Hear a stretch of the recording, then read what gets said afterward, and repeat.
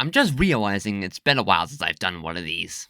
Greetings everyone, this is this week's 9900, and it's been a while since I've done a tier list video. Specifically one for the mainline Pokemon games, as the last time I did one was, I think it was like summer 2022. Before Scarlet and Violet came out. So, I think it's safe to say that enough time has passed to finally update my mainline games tier list, as not only did we get Scarlet and Violet, but also, you know, the DLC for both of those games, and we have Legends ZA coming out later this year, so all the more reasons to update this list. And I don't think there's much else I gotta say for this intro, as making the list will just speak for itself. So don't forget to leave a like on the video and subscribe to the channel if you haven't done so already, and let's go make that list. Alright, and here we go. We got every single game from Gen 1 to Gen 9. Minus Pokemon Green, but that will be an honorable mention. And of course, this list is mostly, well, entirely be based on just my own personal opinion. So, just because I rank a game that you like very poorly, or a game that you dislike that I rank very highly, does not mean that I think that that's the only opinion to have. We're all allowed to have our own opinions, and if you feel differently, definitely be sure to let me know how you feel in the comments. And I really should mention this, but do so without writing an essay in the comments, please. If you know, you know. So as always, S tier being the absolute peak, best of the best. B tier being middle tier, being right in the middle. I would think the game would be mid, either good or bad. And D is like the bottom of the barrel, a game that I never want to touch ever again. And where else should we start but with the very beginning, Red and Blue. Now, being the very first Pokemon games, they deserve a lot of credit, namely for just kickstarting the series that we would come to know and love today. And despite being a first attempt, it was a pretty impressive first attempt, as these games still feel rather recognizable compared to the newer games, but they are not without their quirks. In fact, Gen 1 as a whole, I would describe as just simply quirky. They may look familiar to the newer games, but to me, they have a very distinct feel that not even like Generation 2 could replicate. So there is a little bit of a uniqueness factor to Generation 1. And if we're just talking about how they stack up with the rest of the original Game Boy's library, then these are like some of the top games on that platform. But in my opinion, I don't really enjoy Gen 1 all that much. To me, I don't think they have aged as well as many people make them out to be. They're still good games. Like, I always had the mindset of, even the weakest Pokemon game can still be a fun time. We'll see with that opinion later on.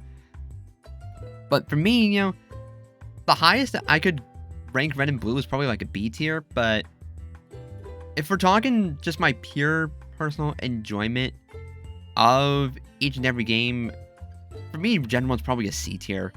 They're just really outdated, and there's just a lot of things about these games that kind of irk me in more ways than one. And frankly, if I'm gonna be playing a game set in Kanto, it isn't gonna be Gen 1. I'd much rather play either one of the two remakes that we'll get to in a little bit.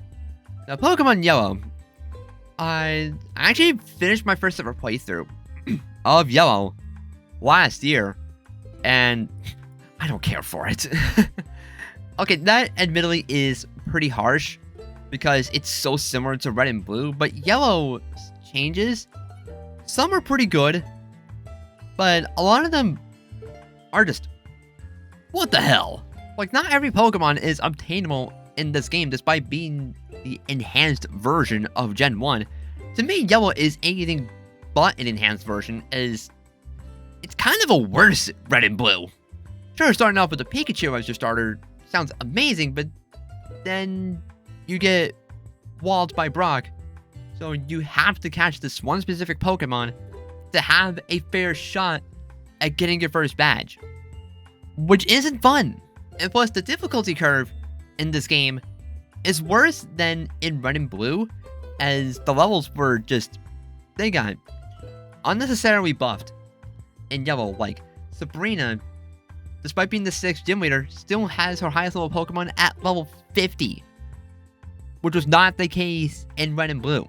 Yeah, I know the badge boosts existed from Gens 1 to 4, but that alone should not be a good reason to justify such a steep level curve when you're going from your 5th to your 6th badge. Furthermore, locking some Pokemon out of Yellow, so you have to trade with Red and Blue. And mind you, breeding was not a thing in this generation, so if you wanted to, say, get an extra Eevee to use another evolution, you have to trade. I mean, this is also the case in Red and Blue as well, but it's even worse in Yellow, as there were some common Pokemon in Red and Blue, namely like the Pokemon that Jesse and James use. They're not obtainable in Yellow, which is strange and frankly annoying, even if they're not the greatest Pokemon, but I digress. And like, yeah, aesthetically, it's a little bit better than Red and Blue, as the sprites in battle were updated, so they look a lot closer to what they actually look. The Pokemon look a lot closer to what they actually look like in the official artwork, so that's kind of nice. And the color palette is also better in Yellow, as it's pretty much the same color palette as when you play any of these games on the Super Game Boy, which is kind of cool. But Yellow still retains all of the same quirks of Red and Blue, which to me makes it a little hard to go back to this generation as a whole. It did establish what the series would become to be loved for, but again, I feel like these games are just, they're kind of outdated, and to me, I would much rather just play a newer version of Kanto. They're good for what they are, don't get me wrong. Like, they absolutely have their charm, and if you can appreciate that better than I can, more power to you. I'm glad that you enjoy Gen 1 more than I do, but this is probably also a case of the fact that this wasn't my first generation. You know, my first generation was Gen 3, and ironically enough, the first Pokemon game I ever bought was the very remake of Gen 1, so go figure. But yeah, Gen 1 as a whole, it's just okay in my opinion. Like, I don't, again, they're good for what they are, but I don't think they're that great. Like, newer games have absolutely improved what was established with these games, so credit where credit is due, but yeah, I still can't rank them all that high, to be honest. Alright, and moving on from that is Generation 2, starting with Gold and Silver.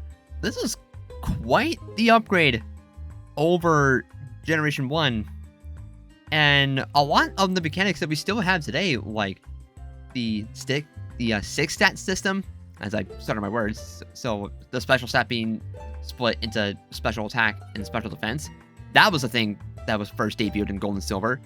Shiny Pokemon was introduced in this generation. God, I cannot speak tonight. Breeding was also new for this generation. Mapping key items to the select button and held items were also found here too, along with the concept of the friendship mechanic, whether we like it or not. And of course, there's things like the day and night cycle, the first Pokemon games to be in full color, at least the first mainline games. They definitely did a lot for the series, and because of that, and also I feel like Gold and Silver just hold up a lot better than Red and Blue. Like, I've pretty much already said that Gen 1 has a certain level of charm, but Gold and Silver and Crystal are even more charming in my opinion. Like, again, these games, they hold up well. They hold up much better. But that said, there are a couple nitpicks that I have in Gold and Silver and Crystal that do hold these games back in my opinion. For one thing, the pacing in Gen 2 is quite slow. And this was just before the running shoes, and couple that with The grinding, aka the bad level curve. Yeah, these games can drag a little bit. And also, there's not a ton of actual new Gen 2 Pokemon that you can catch and raise before the post game. So you're still going to be encountering and catching a lot of Kanto Pokemon. So that does kind of hurt Gold and Silver in creating their own unique identity. Of course, this was basically a direct sequel generation, which is something that we still haven't seen again to this very day. And so, like, even though I do feel like Gold and Silver, they're far better games, I'm gonna be honest, I don't think they're the best Pokemon games. They're good. They're very good, for that matter. But are they the best? I kind of disagree. So for me, I can't put them in S tier because, frankly, I think the remakes... I should probably reserve my opinion for until we get to Heart Gold and Soul Silver, but yeah. I think I'll put Gold and Silver in B tier. Like, I'd say like near the top of B tier. Like mid in a good way. Because there are absolutely a lot of things that I do appreciate with Gold and Silver, and I might as well grab Crystal as well, because this is actually how you do an enhanced... Crystal is how you actually do an enhanced version, as it actually improves on some things from Gold and Silver, as Crystal was the first mainline game to let you play as a female character. Animated Pokemon sprites were also a thing, and the Battle Tower was new with this game as well. Like, this is Crystal's definitely the best version of Gen 2, and given that Gold and Silver were already pretty good, I think I'll put Crystal in A tier. This definitely deserves it, because like Gold and Silver are good, but Crystal is just that much better. And also, getting Evolution Stones is far better in Crystal than it is in Gold and Silver, but it's still not the most ideal in Crystal. Alright, we're out of the 8-bit era, and we move on to the advanced generation, Ruby and Sapphire, the start of Gen 3. These games hold such a soft spot in my heart. These were my first ever exposure to the Pokemon games, and like I gotta put them in A tier above Crystal. They hold up so well. They're so nostalgic to me. Out of all the mainline Pokemon games on this list, I feel like Ruby and Sapphire are probably the most nostalgic for me. But again, that's also because this was my very first generation, so I'm gonna have I have a lot of sentimental attachment for this generation. And like Ruby and Sapphire as a whole, I feel like are still pretty good upgrades over Gold and Silver and Crystal. And in terms of the mechanics that they introduced, the big ones being, of course, double battles and multi-battles for that matter, where 2 Pokemon are on the battlefield instead of 1. Abilities and natures were probably the biggest game-changing features that were in this generation. And the PC box. The PC box system was actually good, starting with Ruby and Sapphire. That was not the case with Gen 1 or Gen 2, where you're just simply going through a rather clunky menu system to navigate the PC. It was awful, and frankly, it was annoying, and also they had very limited capacity per box. I think it was around like 20 Pokemon per box, whereas Ruby and Sapphire expanded that to 30 per box, and it was a far better interface. So, plus like the soundtrack is so banger. It's such an iconic soundtrack. I mean, I never commented on the music for Gens 1 and 2, but they're also really good. Like, you can't go wrong with the soundtrack for any mainline Pokemon game for that matter. But Ruby and Sapphire has easily one of my favorite soundtracks of any Pokemon game. It is so iconic.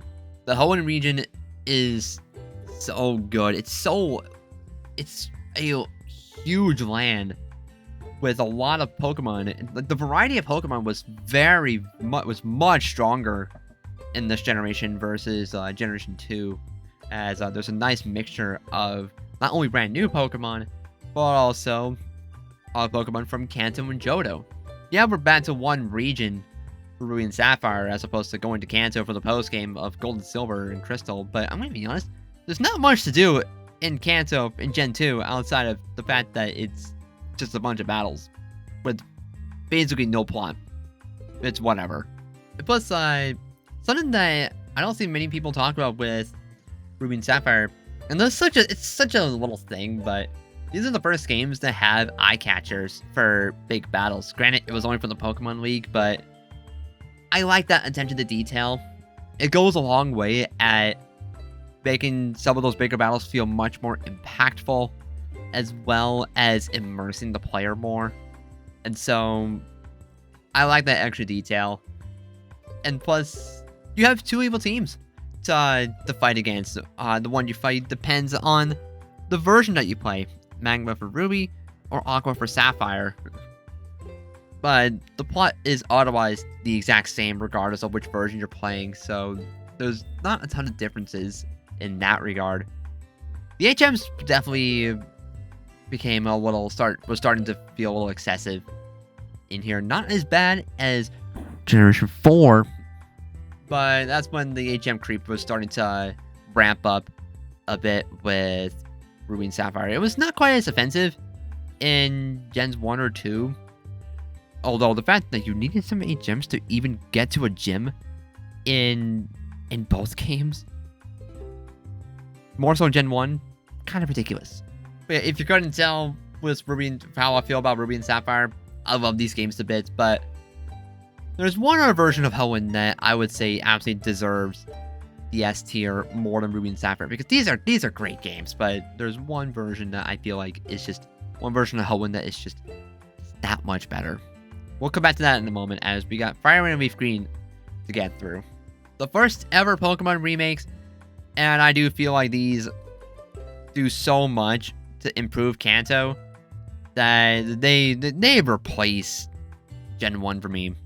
I think I'll rank these behind Gold and Silver, because like, even though Fire Red was the first Pokemon game I ever bought, I'm not as nostalgic for Kanto as one would assume. Because, like, the Kanto story is just okay, in my opinion. And, like, the region itself is not as exciting to me, to be honest.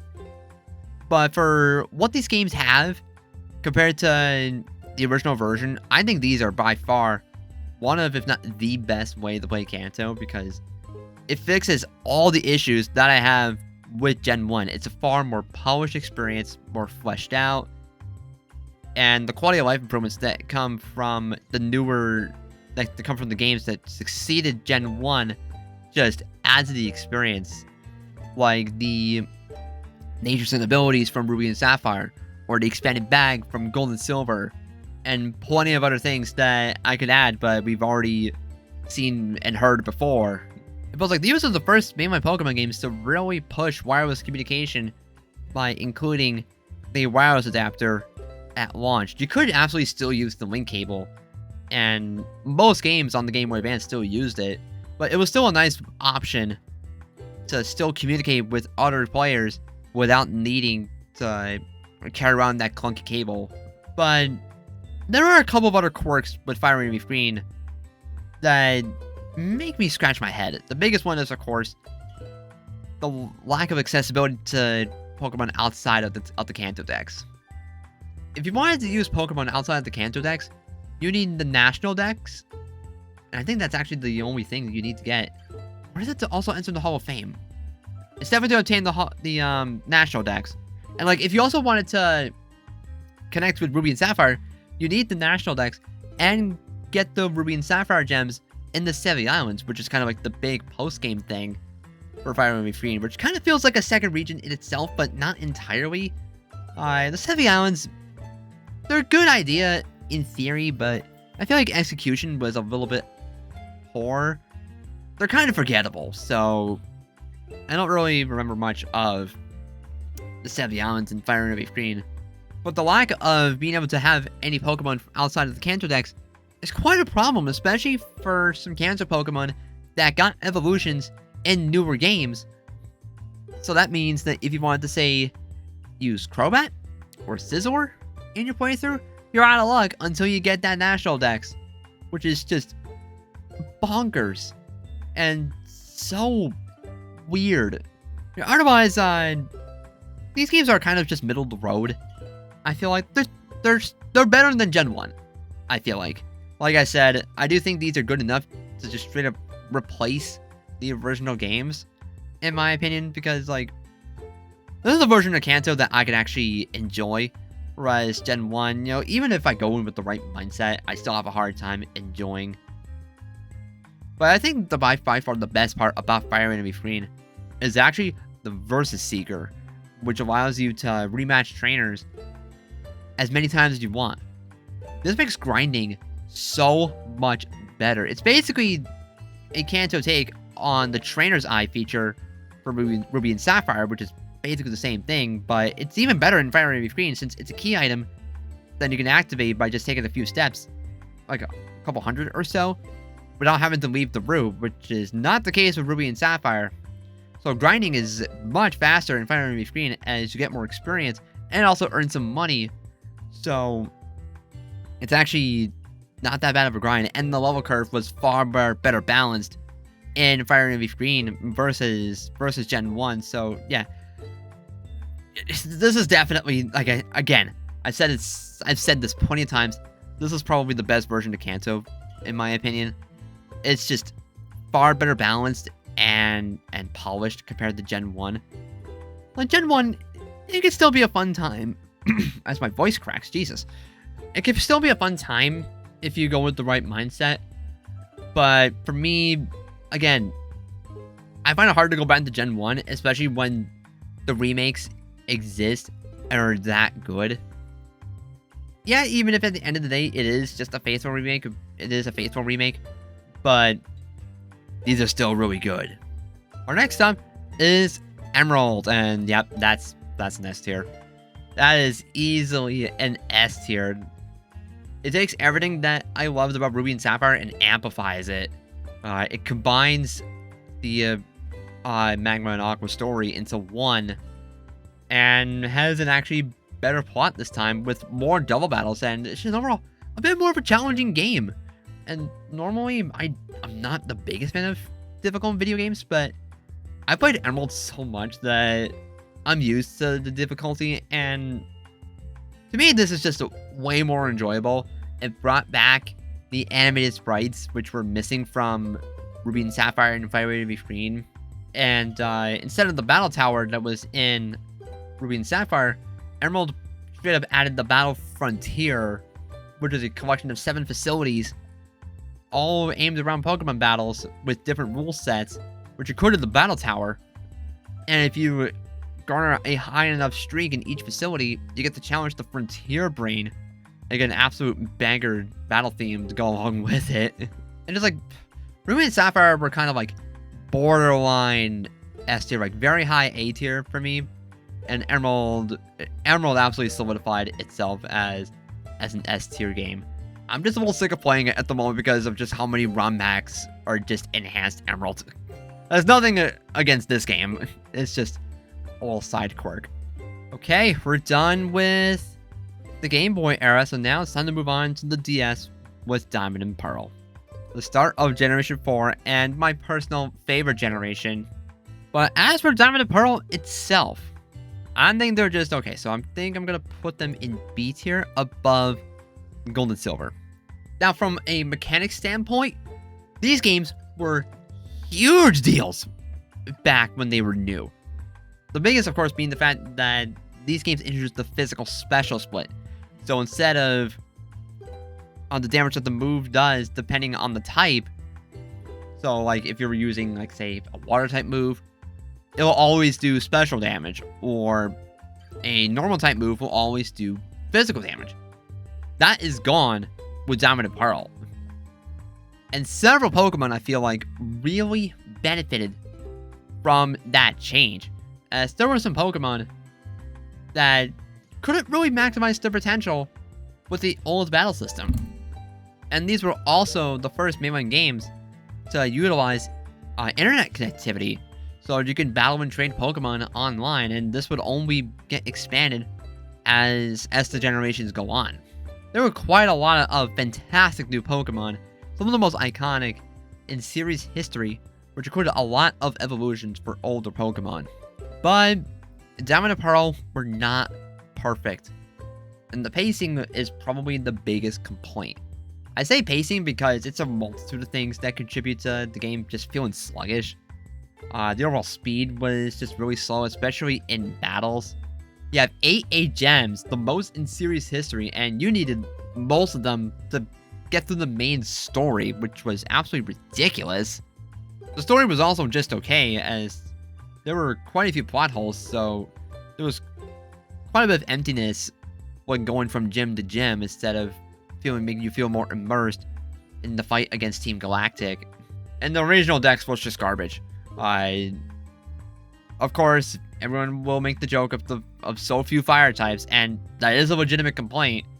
But there was also just a ton of new gen evolutions that were not obtainable before you get the national Dex, which is just crazy to me. Like, this game had so many new Pokemon, and you can't get most of them before getting the national Dex, and you're likely only going to be able to get that by the time you become the champion. So basically playing the entire game.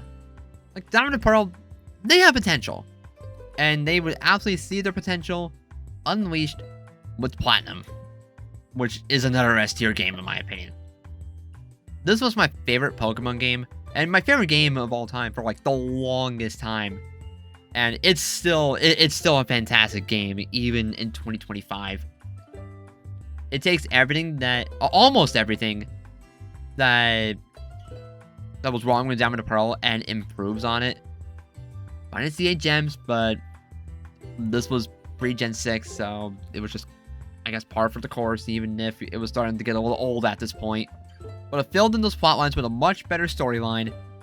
The regional Dex was far better. There was a bigger variety of Pokemon, more new gen evolutions, and as well as just more fire types. And also the overall pacing was improved. The battles especially felt much quicker paced, even if it still ran at the same 30 frames per second that Diamond and Pearl did. But there's no question in my mind, and I'm sure everyone can speak for this too, but Platinum is by far just the best way to experience the Sinnoh region. And it's not really all that close. Next up is another banger game. We got Heart Gold and Soul Silver. Many people consider Heart Gold and Soul Silver to be the best Pokemon games, as well as the best remakes. They definitely set a high bar when it came to remakes, because Heart Gold and Soul Silver, to me, just feels like Gold and Silver, actually more of like Crystal in Platinum. And that's a good thing, because despite being Gold and Silver remakes, it pretty much has all the aspects of Crystal. So, all while having a lot of quality of life improvements that came with games that were released after Generation 2. And so, you're kind of getting the best of 3 worlds. In terms of graphics, like, they definitely took the best advantage of the Gen 4 engine. The games look absolutely stunning, even to this even 15 years later. It also had Fallen Pokemon, which was like technically first a thing in Yellow, but was greatly expanded upon to include every Pokemon as of Generation 4 in Heart Gold and Soul Silver. And much like Platinum, Heart Gold and Soul Silver also brought back the Battle Frontier after it was removed in Diamond and Pearl, going back to the Battle Tower. And there are still many things that really add to the experience of Heart Gold and Soul Silver. So, where am I going to rank them? You would think that I would put these in S tier, because, like, it's just Generation 2, but the best form. But I'm putting them in A tier. And it's mainly because of the fact that it didn't fix the level curve, and I feel like it's a little forgivable with Gen 2, because, like, this was still when Pokemon was really trying to find its footing.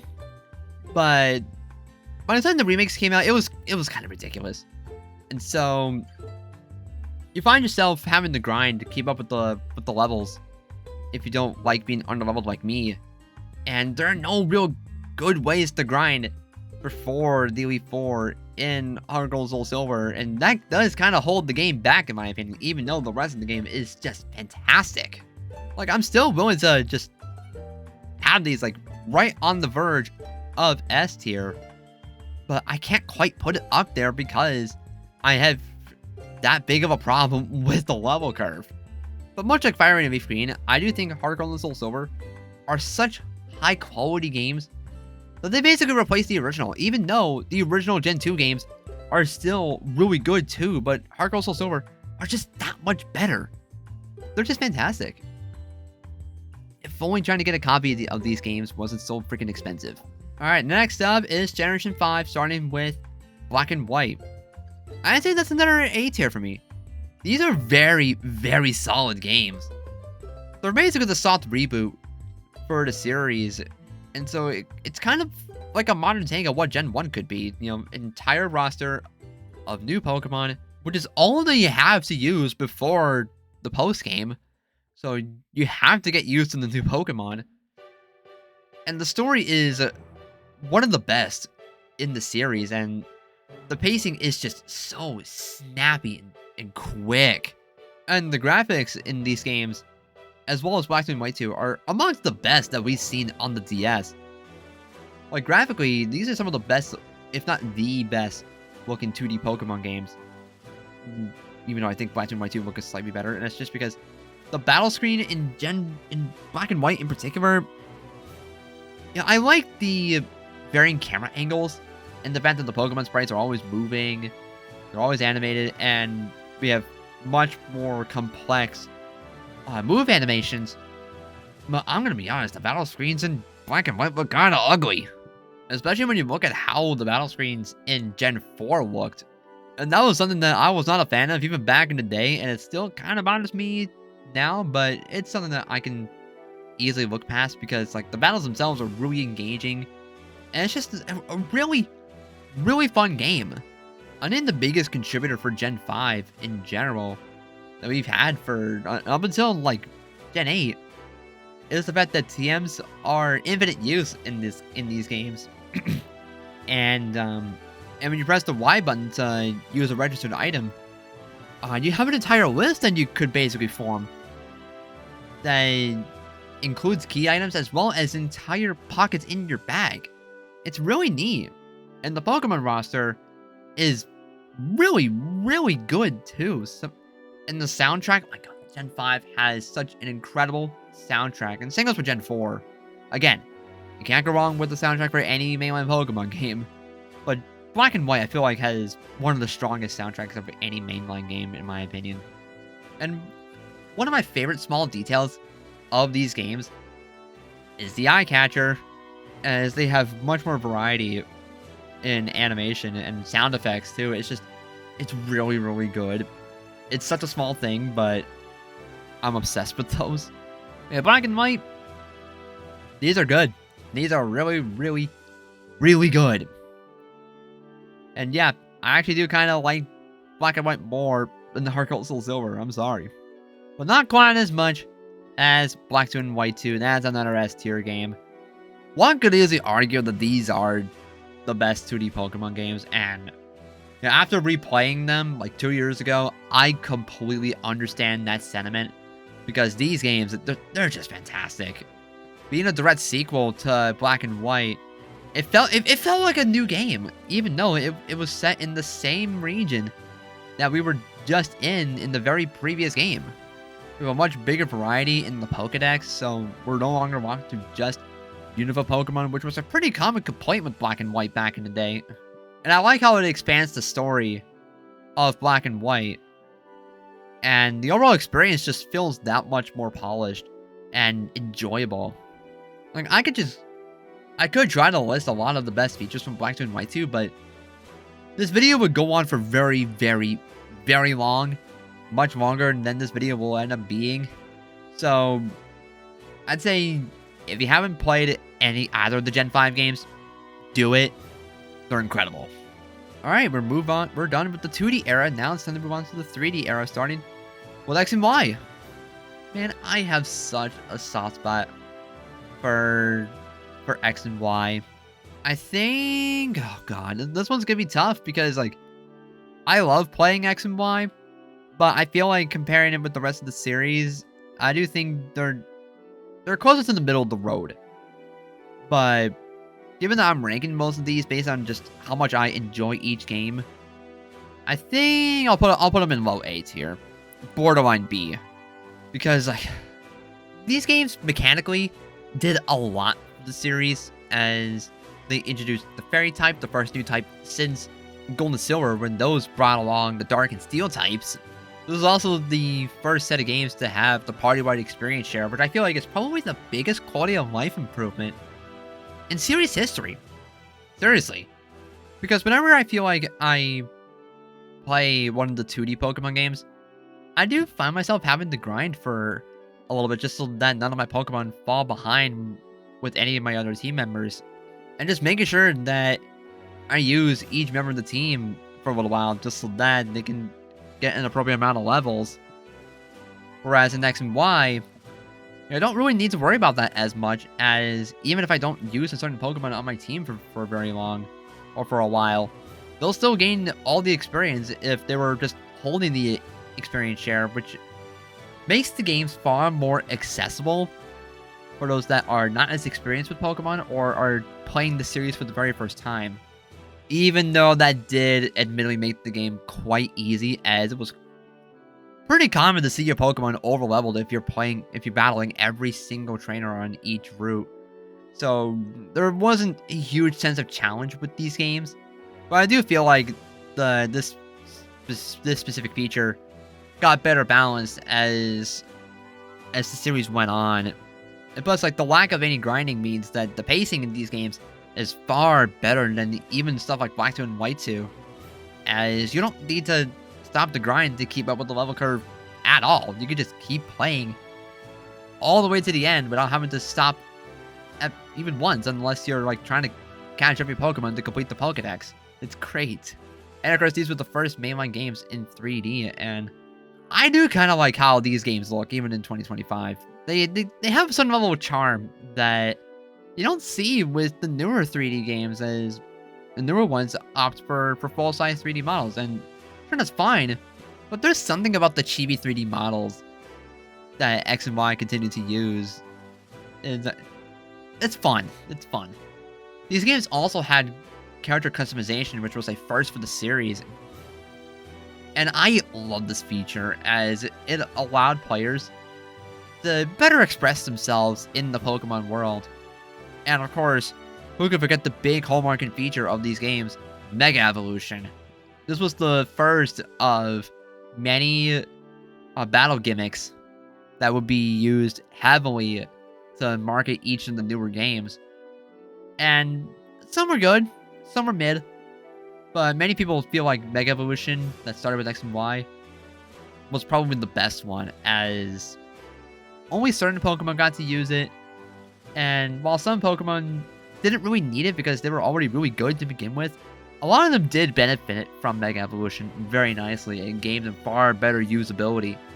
And it was just a universally loved feature because it's fun to use. It's fun to use yourself, it's fun to battle against, and a lot of the designs that came from these Mega Evolutions just looked incredible. And the animation is pretty darn sick too. And the music is one of my favorite soundtracks of any mainline game. You're gonna be hearing that a lot from me, but like, I am such a sucker for mainline Pokemon game soundtracks. And X and Y it feels powerful to me, even if some of them sound rather simple actually. But of course, these games aren't perfect. You know, they're rather easy, which incidentally does make them great for a beginner's first Pokemon game. But also, the story was just okay. It had one too many rival characters, and the antagonist in Team Flare wasn't really fleshed out all that much, in my opinion. So the actual single player experience did kind of leave a little bit to be desired. But I feel like everything else around it, from Mega Evolution to the trainer customization to very good utilization of the touchscreen with stuff like Secret Training, Pokemon and Me, no, Super Training, Pokemon and Me, which was probably my favorite feature, even though the player search system, or PSS, was probably peak Pokemon communication. as you no longer needed to go to a Pokemon Center to start communicating with any players, as all you need to do was just be either around another player who had the game for local play, or just tap one button to go online, and you'll just see a giant list of players on the touchscreen, and you can just tap on anyone to start communicating, whether it be battle, trade, or even freaking voice chat.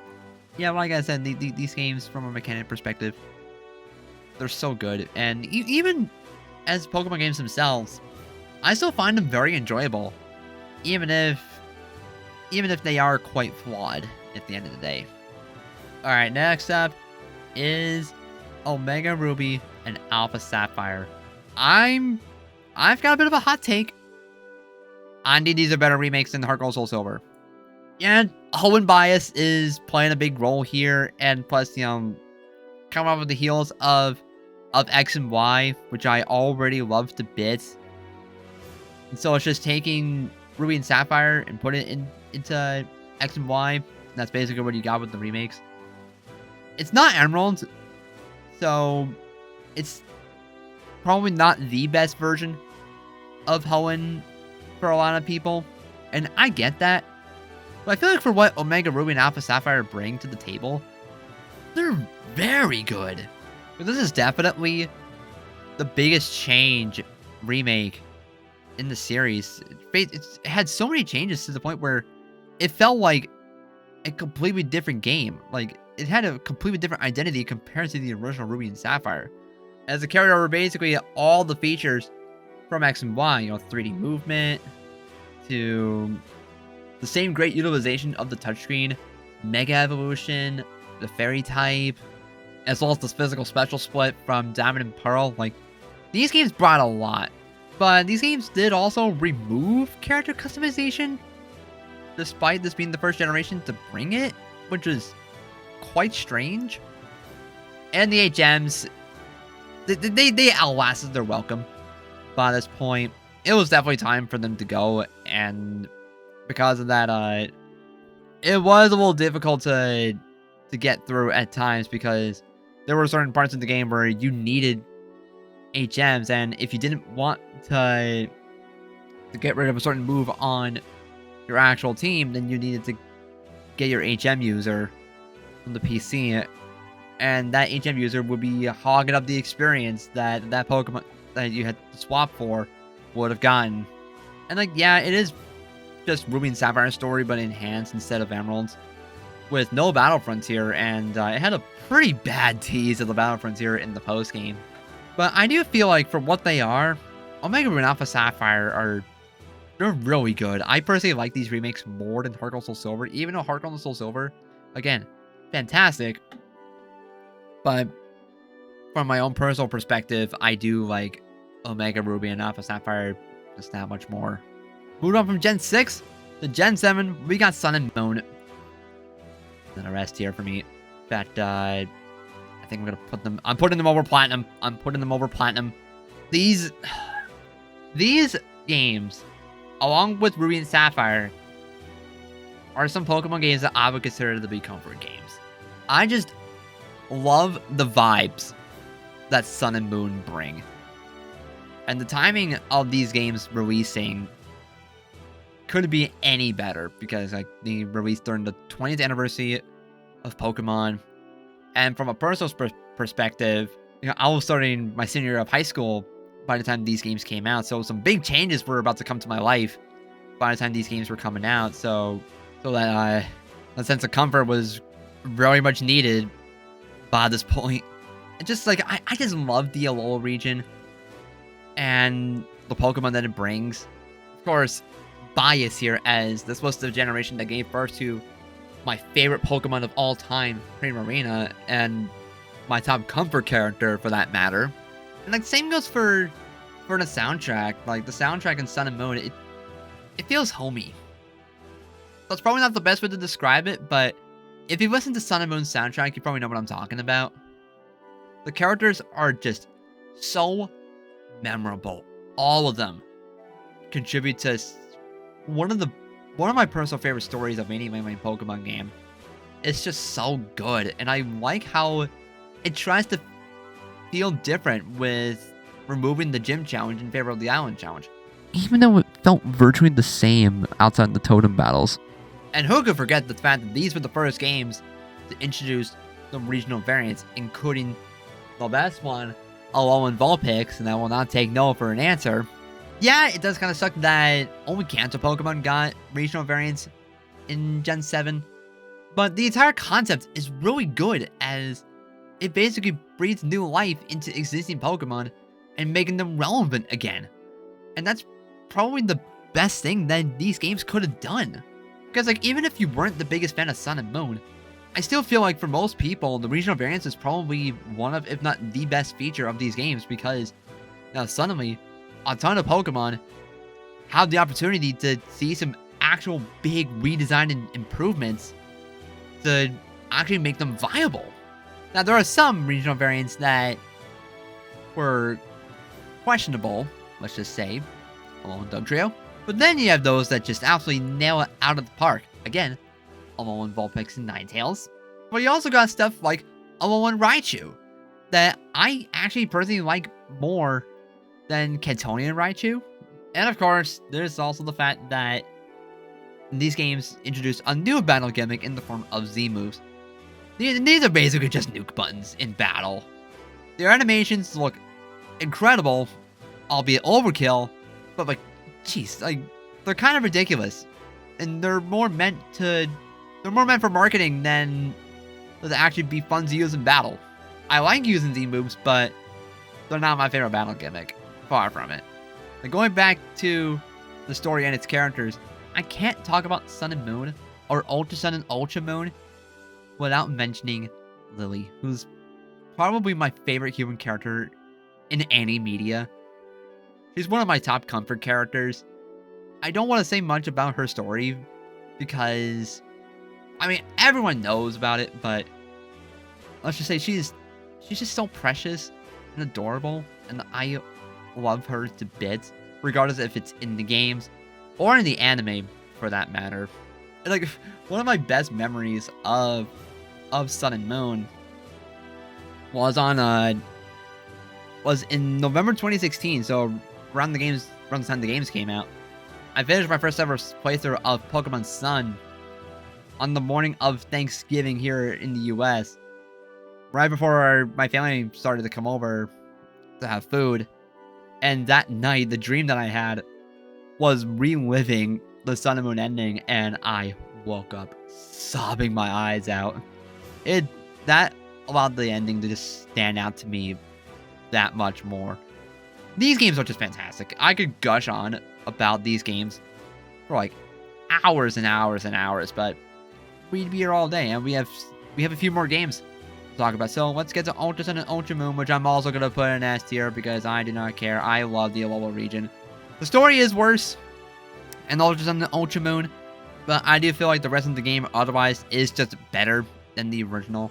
Like, you could go back and forth as to which one you like more. I feel like both versions of Alola are fantastic, but if I had to choose one, you know, as much as I like Sun and Moon's story, and I would probably take that, but Ultra Sun and Ultra Moon was more challenging, had better Pokemon variety, and a better post game, for that matter. So I think I would take Ultra Sun and Ultra Moon a little bit more, but Sun and Moon is still fantastic, and I could play either of these sets of games any day of the week, for that matter.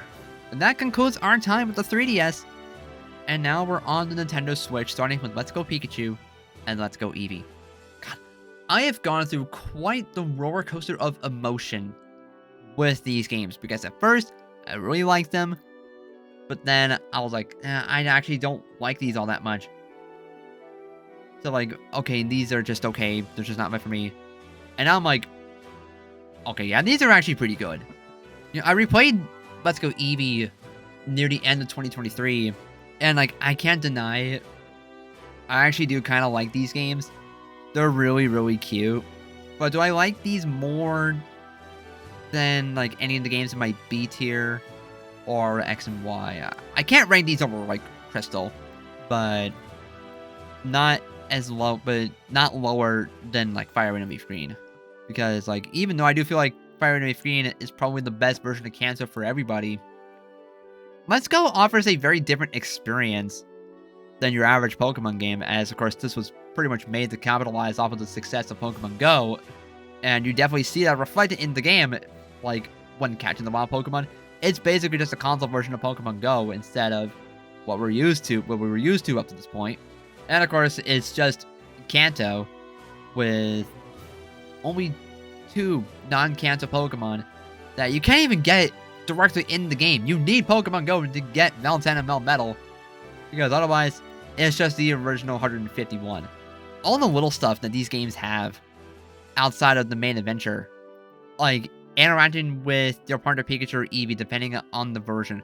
The partner Pikachu and Eevee themselves actually being kind of overpowered for what they are. The catch combo shining hunting method is really fun for some Pokemon. And also certain larger Pokemon can be ridden either on land, the sea, or the air. There's so much character in these games, but at the same time, these are games that are not really meant for the hardcore fan like me. You know, these definitely scream more beginner-friendly games than even X and Y, but they're still fun. I'm not gonna deny it. They're still fun. I think I'm gonna put them in A tier, but below X and Y. As my biggest issue with these games is the motion controls and how not fun they can be. The catch controls, they're okay in Hana mode because you could just use use gyro aiming as well as the left stick to aim the camera and press A to throw.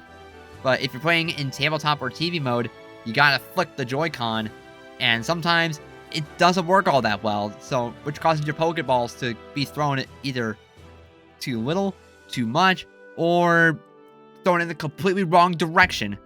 And it's just irritating, and it definitely needed like an update or two to fix that, and it never got that.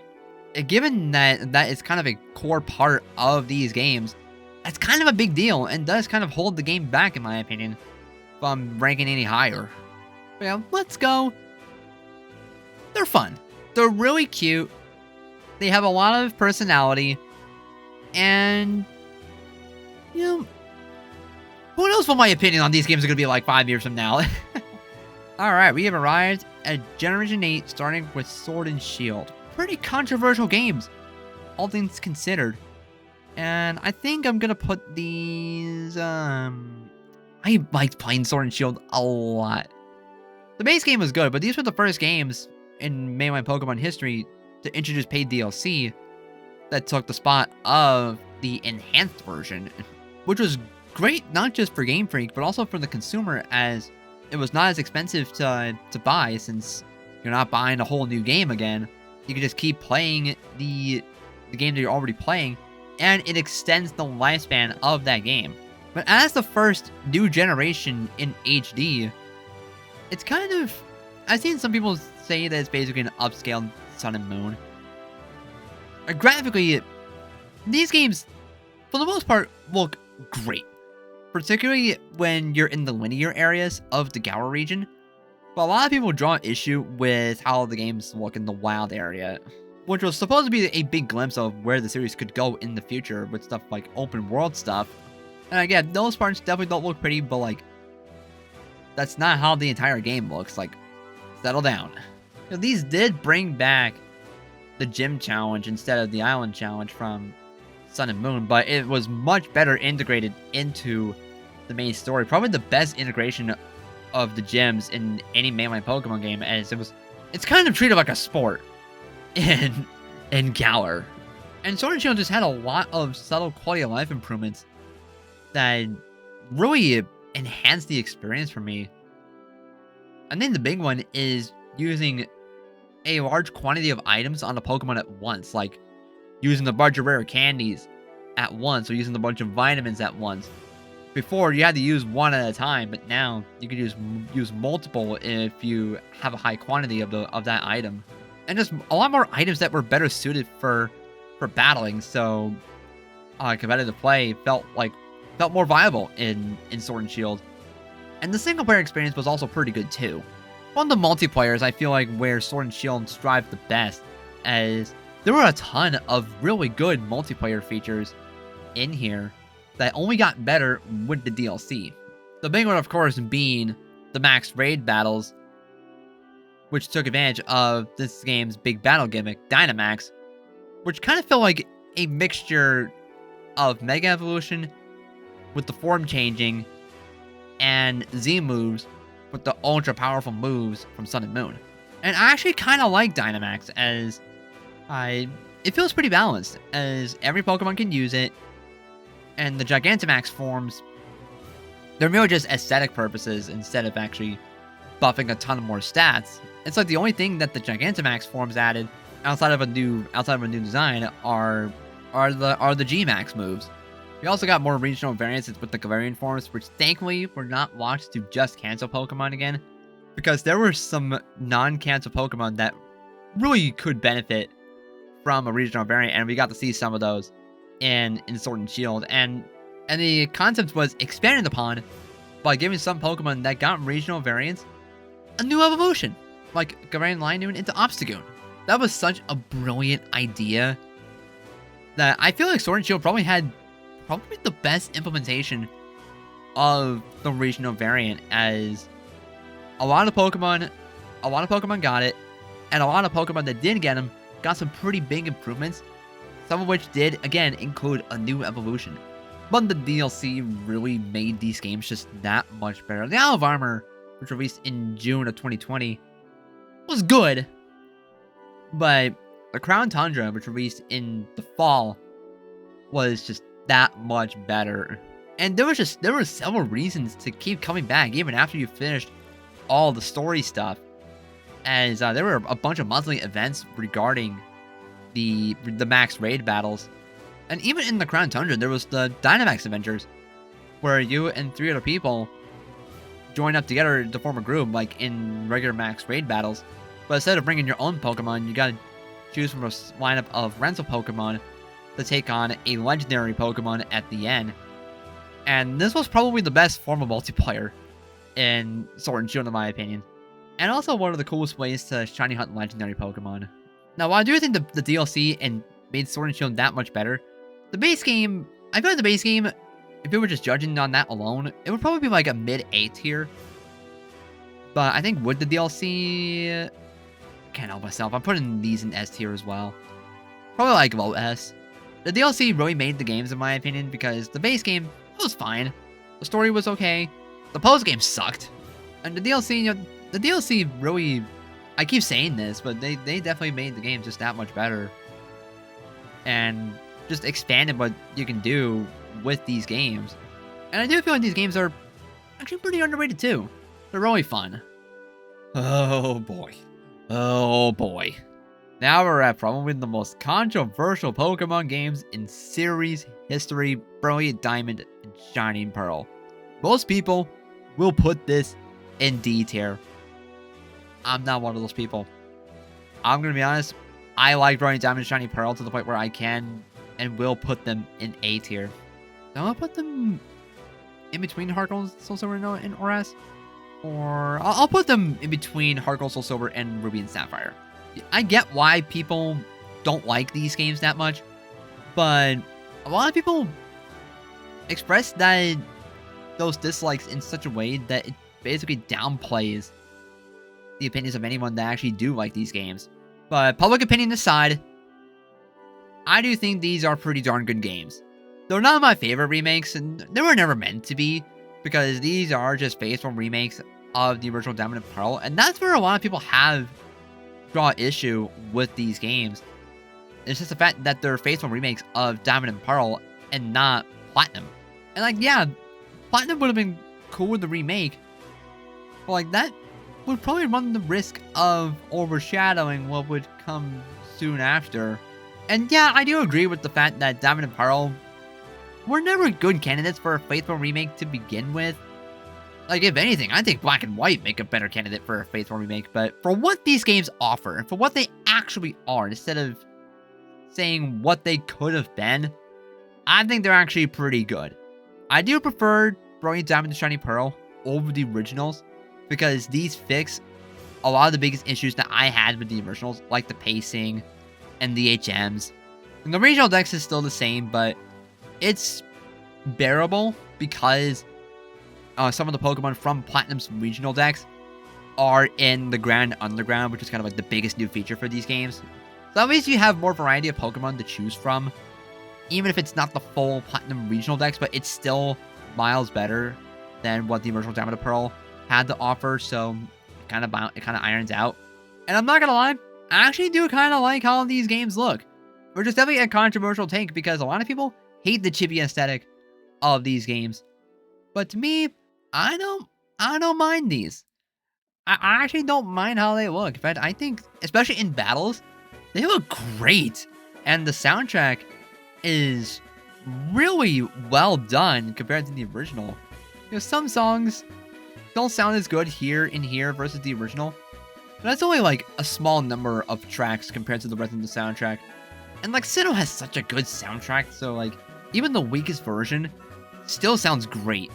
And plus, like, these remakes were coming out, and they were coming out during a bit of a rough point in my life, so it kind of felt like I was returning to my childhood in a way, because like I played Diamond and Pearl a lot when I was a kid, and so seeing these games come back in the form of a faithful remake on the Switch, you know, it admittedly is a nice feeling in a way, even if a lot of people don't like the end result. But I'm not gonna lie, I had actually a decent amount of fun with Brilliant Diamond and Shiny Pearl.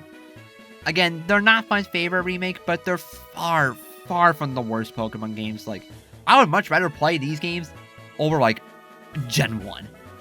But thankfully, the next game is more universally loved with Pokemon Legends Arceus. This is at the very top for me. Come on. There we go. Yeah, this is my favorite Pokemon game of all time, and also my favorite game of all time. This game was such an ambitious step forward for the series, and I think that ambition really paid off. The gameplay is super satisfying. It had a really interesting story. The Hisui region is fun to explore, and I just like how much more immersed you are in the game's world.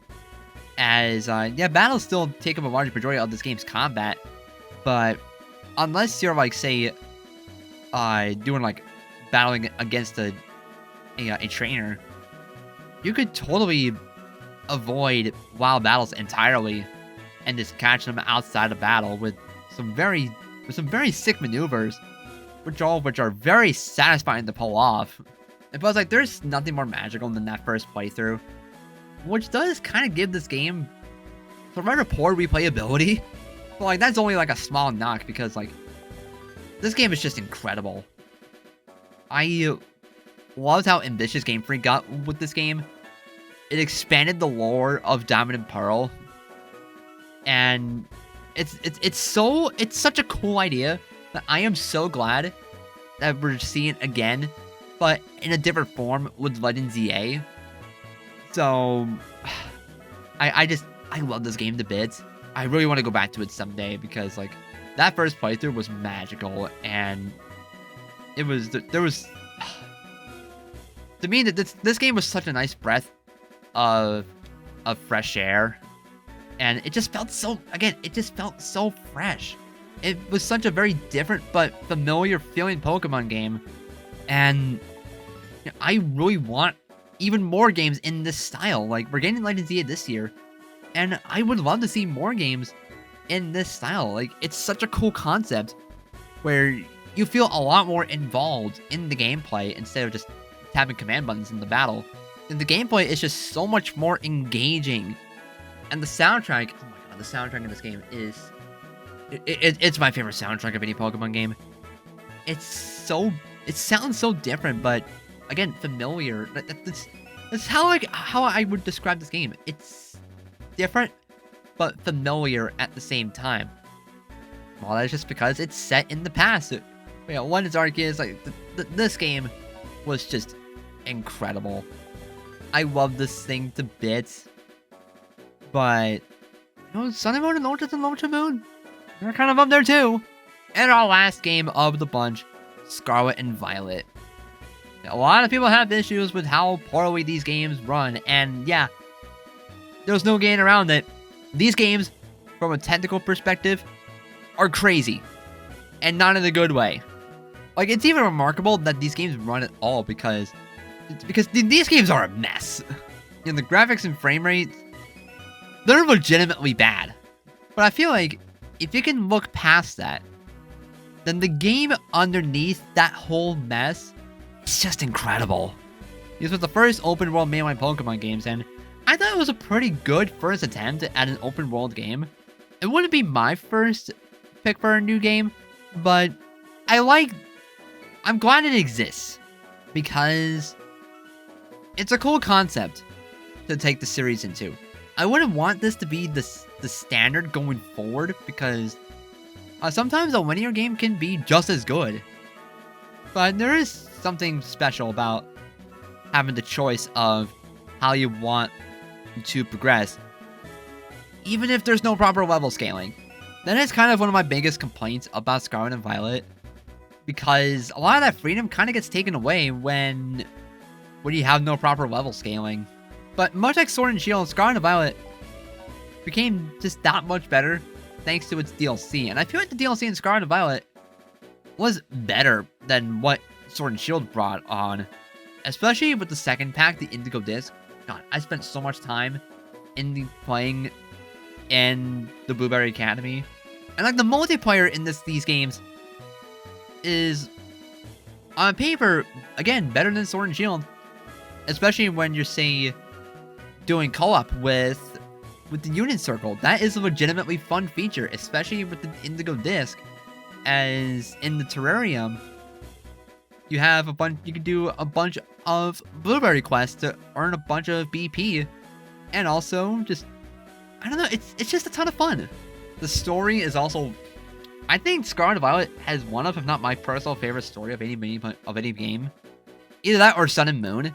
The characters all stand out very well. The soundtrack is, oh my god, it's up there with Legends Arceus is one of my favorites. It's incredible.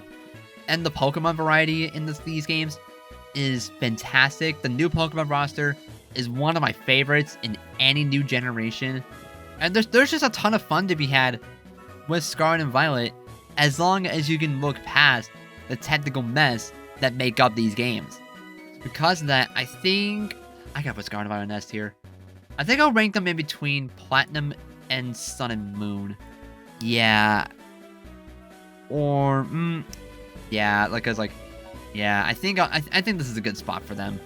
Alright, I'm just gonna zoom out here so that we can get a better look at the tier list without my webcam cutting into it. But there's the entire tier list, from the astonishingly incredible and ambitious Pokemon Legends Arceus all the way down to the whatever in the form of Pokemon Yellow.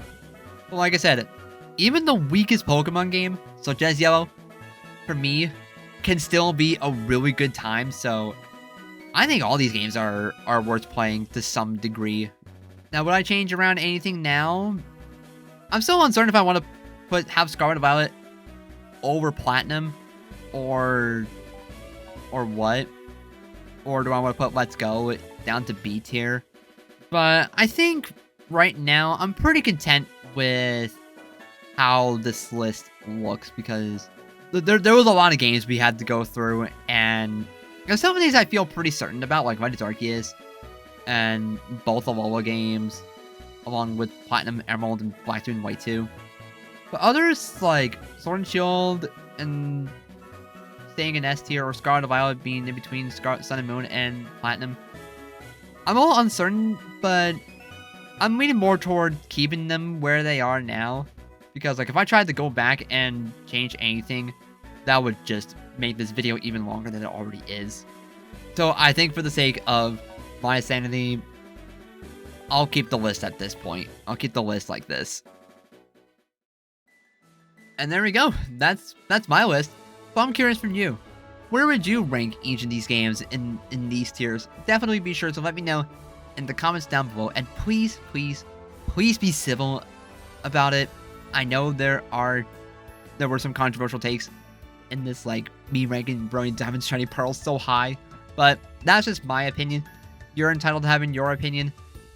And that's fine. I'm not here to make up your own. But regardless, that's gonna do it for me in this video. I want to thank you all for watching. Until next time, I'll see you guys later. This is District 9900 signing off.